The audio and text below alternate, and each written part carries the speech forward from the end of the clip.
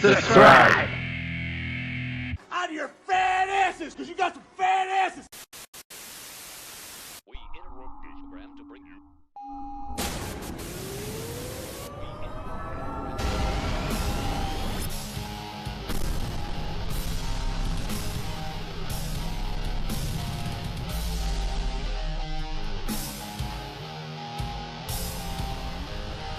Hey, welcome back to the Strong Make Art Podcast. Still in our quarantine shows here. I don't know, it's been a long time, man, I know, but you know, work's getting hectic. I know a lot of people got time off from work, or unfortunately some people got laid off, but I actually got double the work, so now, you know, I'm working way more hours than I'm used to, and because we're essential, apparently. My company I work for is essential, so let's get past that. I'm glad I'm here doing this, talking wrestling again. It's been a while, and a lot has happened since then.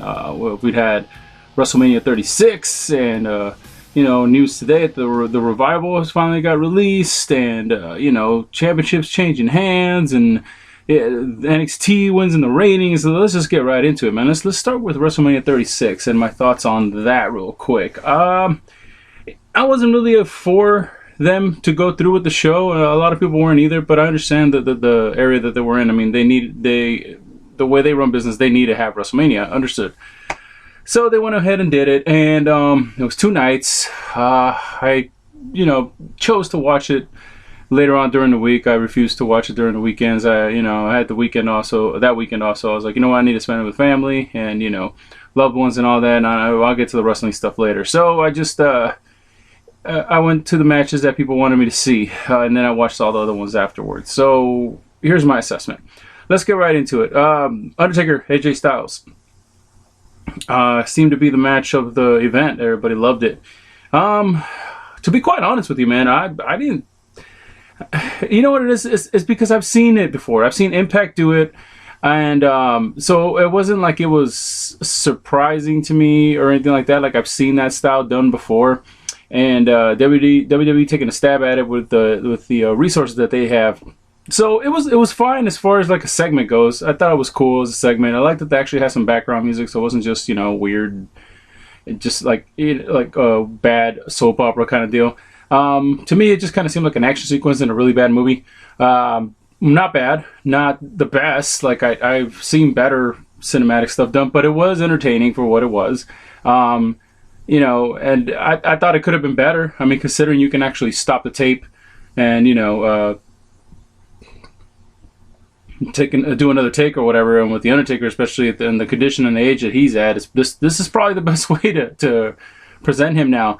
Didn't like the way that didn't like the fact that they literally buried AJ Styles, but I think AJ Styles probably could have benefited more from having a win in this match. But I see why he lost. It went with the theme, you know, with the theme of the I guess mini movie you can call it, you know. But like, that's another thing. It's like, it just reminded me of the mini movies from WCW, and I've seen Impact do this kind of stuff, and so it's to me, it brings up a bigger question: is the WWE going to do this from now on? And like, I know that they have a lot of fans, and this is probably the first time they've ever seen something like this, so that's probably why they were going crazy about it. But for people who actually watch other wrestling, Lucha Underground, Impact, like I said, the old WCW mini movies with Sting going to the fucking mountains to meet up with Vader and Game of Death or whatever it was called, and those weird little mini movies. We've seen this before, and like I said, it was super cheesy. You know, it was okay for what it was, but I wouldn't necessarily say it was like like the best thing ever. It was fun. It was okay. So like I said, I can see why their hardcore fans are amazed by it, because maybe they've never seen that kind of style before. But you know, and then like I said, Impact did that kind of stuff, but they got Jeremy Borash now, so it makes sense. But you know, whether you like it or not, I mean, Matt Hardy's the one that kind of made that style famous. So, and then now he's in AEW, which is probably, I was thinking about it, maybe there's another reason why they went for it, because it's like, well, we're going to beat you to it, Matt Hardy. Like, we're going to do your style. Because, you know, they let him do it one time with Bray Wyatt, and then they kind of ruined that whole feud. But now it's like, all right, let's put 2 of our best guys, AJ Styles and, you know, the Undertaker, who they hold so dear, and they present them in this cinematic light. And so, I mean, you know, hey, all is fair, right? So, you know, good for them. I hope they don't overdo it, because, you know, WWE, once they get something in their hands and it gets popular, they tend to kind of drive it into the ground and make everybody hate it. So hopefully they won't do this. to a point where like people get tired of it. So hopefully they hold it for special occasions. And you know, I know that right now with everything pretty much on lockdown, it's going to be tough to not go to it since people like this so much. But I think they need to hold off on it. Let's see. And then the Firefly Funhouse match, did not like it at all. Sorry, that was just me. I thought it could have been presented in a better way. And I didn't like it as far as it being a match. But I guess it wasn't that. I mean, like, it made me laugh a few times, but it was just kind of too all over the place for me. I just like, oh, I can see why people like it so much, because it was rather entertaining. But, you know, I did kind of found myself looking at my phone a lot instead of watching it. And it was just like, okay, Bray Wyatt wins, I guess. I mean, I would rather Bray Wyatt get a win in a match, the way John Cena beat him in a match. But I understand they were going through a whole timeline and doing all that stuff. I mean, nothing was lost on me. I understand all the segments they were doing and all the Easter eggs and everything. I got it. I just rather have seen Bray Wyatt or as the Fiend get a win in a match to kind of have him started to be that menace again and get him on a roll again. What else? The two championship matches which were both like under 4 minutes, just a bunch of finishers. Terrible. I feel bad for Drew McIntyre. He deserves better, and I feel bad that this had to happen this way for him. But I mean, at least Brock is off the main event picture. Braun Strowman, it's probably not going to end very well. Who does he have to fight? I mean, everybody in SmackDown has been pretty much like destroyed and buried except for Roman Reigns, and he's going to be gone for a while, at least from my understanding. So they got a tough road ahead of them for Braun Strowman's title reign. Is he going to be a face? Is he going to be a heel? Here's what I came up with both of those. I think WWE is not good at booking babyface champions. So they're going to have to turn both of them heel. So I'm seeing Braun Strowman turning heel. I'm seeing Drew McIntyre turning heel.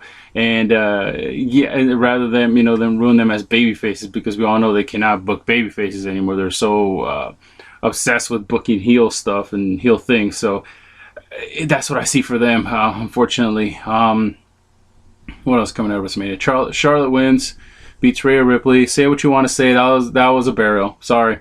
That takes the steam so much out of it. And they might have been going for something to pump her up, but in the eyes of everybody that's been around watching this, they know what this means. They've seen it before, so they kind of you take all the steam out of Rhea Ripley. I know you might be trying to build her up like fighting back to get back up to Charlotte to beat her then, but can WWE book that kind of storyline? Do they have that kind of patience to make this long? Because unfortunately, where we're at right now, they might have to book it long term, and they might lose the fans' interest because they're not good at booking long term. So Rhea Ripley might be lost in that, man. She might have just gotten her push, completely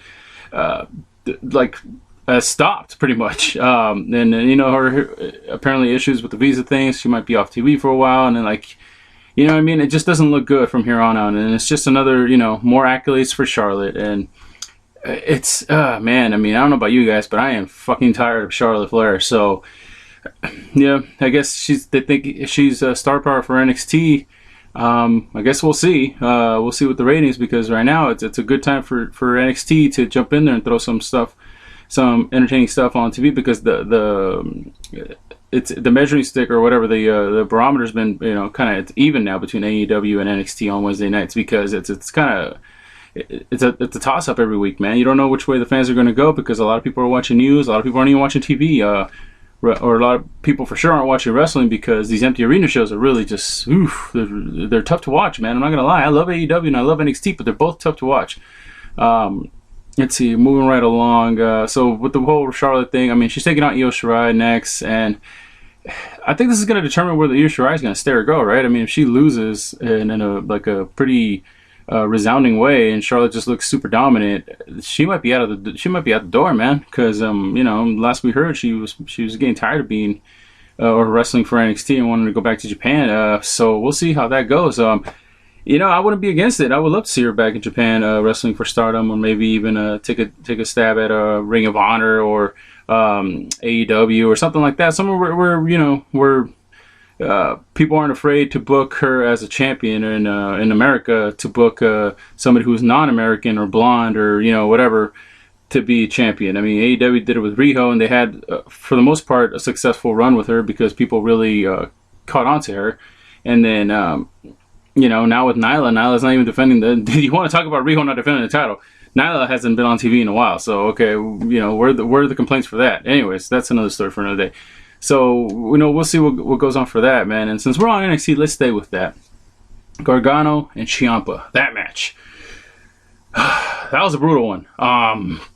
Honestly, it was... I think for me, it's just I'm just burnt out on Johnny Gargano and Ciampa, man.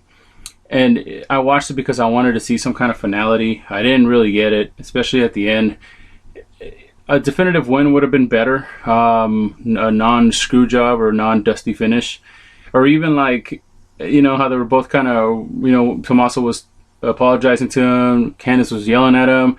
If they would have just shook hands and said, screw it, let's not do this anymore, and just walked off together, I could have accepted that because... okay, that's an ending to a feud. Now we're earning each other's respect. Okay, or Gargano winning, Tommaso Ciampa shaking his hand, vice versa, the other way around. It's just left us with more, you know, more question marks, which I think pretty much is what it's going to lead to. Is maybe they're not going to be wrestling each other in the foreseeable future, but they will wrestle each other again when it comes to championships or main roster or that kind of stuff. But I just hope they stay away from each other for a while because I'm quite frankly I'm sick of them fighting each other. What else? The Edge and the Orton match. I didn't finish watching it, so I mean I had to read it with that Edge one because I couldn't do it, man. It's just 30 plus minutes of two guys just walking around with each other, kind of, you know what I mean? Like I understand, you know, legacy, Edge and Randy Orton, so everybody's just kind of like, you know, I think everybody looks at it with rose-colored sunglasses, but to me it was just bad. Yeah, two guys that were, you know, in their heyday were really damn good. Randy Orton, when he has the right opponent, really damn good. Edge, you know, pretty damn good. And they put on a snooze fest, honestly. I didn't like it at all. And you know, I was reading about Edge going off on fans and getting mad because they didn't like it. And it's just like, well, dude, you put on a boring match. Like, don't blame the fans. This is just another instance of WWE wrestlers going after fans for fans not being entertained. How dare you not like what we're doing? This is, well, you know what I mean? The crowd is always right. If the crowd boos, you're boring. If the crowd cheers, you're doing good.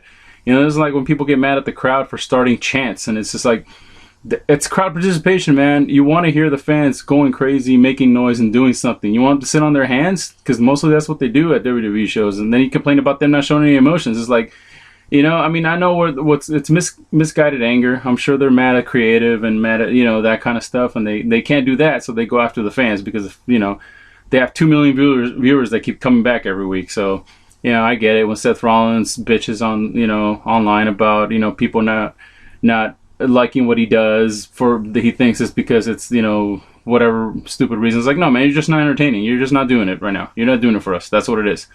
Plain and simple. It's not that we want to go out of the way to be trolls. What you're producing sucks. Edge versus Orton sucked. Okay? So, you know, Goldberg versus fucking Strowman sucked. Goldberg beating The Fiend sucked. And that's your guys' fault. And it seems like every week they're losing more and more viewers. So, you know, and what's going on right now, especially with the empty arena shows, is probably not a good time to be putting on crap.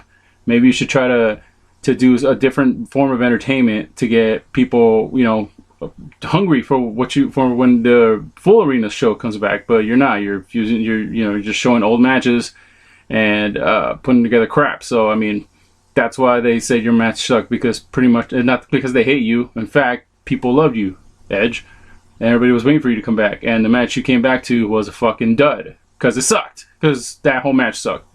Period. So, you know, that's my thoughts on that. Where else are we at? Where are we at time-wise? That's not that bad. All right, Revival. Granted their release, full release, no complete clause. They can go wherever they want right now. I guess smart for WWE, considering that there's not going to be any kind of shows anytime soon. So they figure AEW, you're either going to put them on a show, an empty arena show, where you're not going to get any pop for it, or you're going to have to wait to where hopefully people are not interested as much when full venue shows come back. Like I said, smart on their part. As far as I know, they changed their names already and all that. if they're going straight to AEW, I think it's best to kind of give them a break and a wait. You need that. You jumped the gun with Matt Hardy and with Brody Lee. I still think that Matt Hardy would have been better as a Dark Order leader. I think they could have had a lot of fun with that, and they decided to go the other way, and that's cool too. I mean, you know, there's plenty of room, plenty of time to develop fun storylines and all that stuff. But you know, I know that it would have been too obvious, but sometimes the obvious is good. Sometimes it's good. You know, you let fans kind of wait to see it happen, and then it finally happens, and everybody rejoices. And I thought it would have been great, but you know, circumstances being what they are, I understand why they jumped the gun, but you know, I mean, right now it's kind of a drag because they have no crowds, and the Brody Lee and Matt Hardy thing are kind of just dangling around. So I think for this one, they really need to hold off on making them appear, because you need to develop a storyline with them and the Bucks. That's what's going to be the big one. So I hope hopefully they don't jump the gun with that one, and hopefully, you know, we get a good full match in a giant full arena on a pay-per-view, or a great feud. And they have plenty of other opponents and other matches to go through with other great tag teams. So it's going to be fun, and I'm ready to see that. And I'm willing to wait. That's the more important part. Willing to wait. So, you know, that's where we're at with that. What else we got? XFL, out of business, unfortunately for them. Vince McMahon, I know, took out a bunch of money to put this thing on through. And I think it was the CEO or whoever's running the show went on today. I think it was on a conference call or a media call, and pretty much said it's gone, it's dead, it's not coming back next year. Everybody got laid off. So, you know, they had success as far as the live events went. Their ratings from the great start was kind of heading towards, you know, taking a nosedive. You needed that show to go at least 3 years before you had a network offering you money, and unfortunately they're not going to get to do that. Who knows? I mean, it seems like WWE is losing a lot of money this year, man. This is, you know, man, I mean, this unforeseeable circumstances, obviously, but, you know, you got to wonder where they go from here, man. Maybe it's a good thing that they're taking the foot off the gas with the XFL, because they can save some cash and put them more into their product, and you know, kind of hold off and wait till all this thing, you know, this whole coronavirus thing blows over, and we can get some asses back in the seats and go back to normal, in a sense, you know. So that is terrible. Yeah, I mean, on their part, for them, that's kind of sucks. So what else we got here, man? Let's see. Did I go through everything already? Money in the Bank's canceled. Double or Nothing and the Dynamite show on that week is very close to being canceled, which sucks for me because I'm supposed to be going to that Dynamite. Damn it. Shit. So we'll see how it goes, man. I'm on like on a 2-week vacation on that week, and this damn you coronavirus, damn you. All right, what else we got? Any AEW news? The tournament looks like Cody and the Murder Hawk in the final to go along with their storyline. So that's crazy if they go with Lance Archer as the first champ, man. Darby Allin people, I thought maybe we were going to get it, but I think a lot of people are feeling that him and Sammy don't need titles right now. I guess they're kind of right. I think Lance Archer, the time to pull the trigger with him is now, because he's getting up there in age. So, you know, hopefully they give him a nice push, man, because I think he can have a lot of great matches. They need to sign some more hosses. We need to get Brian Cage in there. We need to get, you know, some more guys in there. You got the Revival coming in, whoever. So whoever they can get. It's kind of hard to keep track with what's going on in wrestling right now, man, because there's so much going on, you know, in the real world right now. This is supposed to be an escape, and then but it also has affected that. So it's kind of tough to keep up to date with the guys. Honestly, that's why I haven't done any of these podcasts, because I really haven't been paying attention except maybe for the last 3 or 4 days. So you know, let me know what you guys think about everything that's going on. I might have skipped a few things here and there. Let's see. I kind of glanced over. NXT beat AEW this week. Good for NXT. I'm guessing that Ciampa and Gargano supposed to be final match, you know, really got everybody amped up, and that's what got them the views. So, you know, good for them, man. The only thing that sucks is that the actual numbers were really down for both shows, which, like, to me has been the biggest problem from the beginning. I know everybody's going, no, NXT or Team AEW. Like, to me, I want both of these shows to be over 1 million, you know? and because the best wrestling is on Wednesday nights, man. It's disheartening to see that most people, 2 million people, would rather watch the same BS on Raw or the same BS on SmackDown because they're just used to it. It's their routine, and it's just like the crossover is not happening, and it's you know, some people are rejoicing, NXT won, ha ha ha, blah blah blah, and it's just like, dude, look at the numbers. They only won by an extra 1,000 viewers, number one, and number two, the numbers are still way down. And their demographic, the 18 to 49 or whatever, 18 to 39 to 49, it's super down for NXT.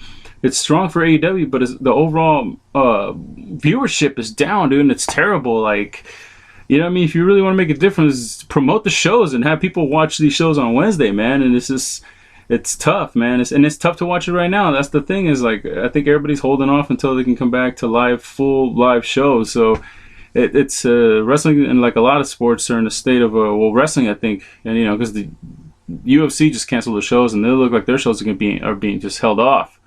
Wrestling, because it's more of a performance thing, I think can get away with more of this kind of stuff, but it's getting tougher every week, and it's just like it's a rough go, man. It's a rough watch. I mean, there's so many people that were complaining about Omega and what's the name, Nakazawa's match and their DDT comedy match. I thought it was fine. I mean, it's nice to see a variety, a different kind of match every now and again.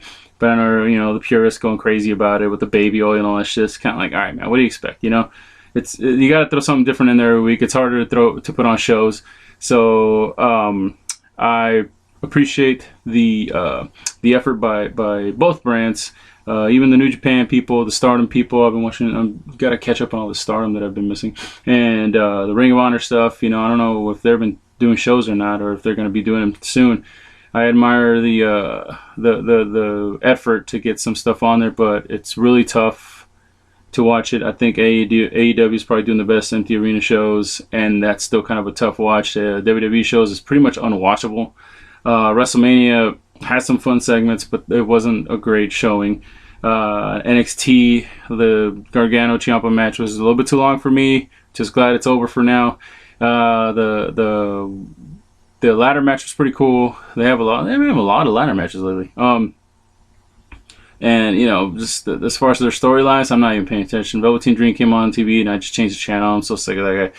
So I don't know, man. Wrestling is really stale right now, not because they're not trying. It's just what everything that's going on. So hopefully all this stuff blows over, man. Sometimes, you know, real world takes over, kicks everybody right in the balls, and we all just kind of have to wait till Mother Nature stops wreaking havoc on us.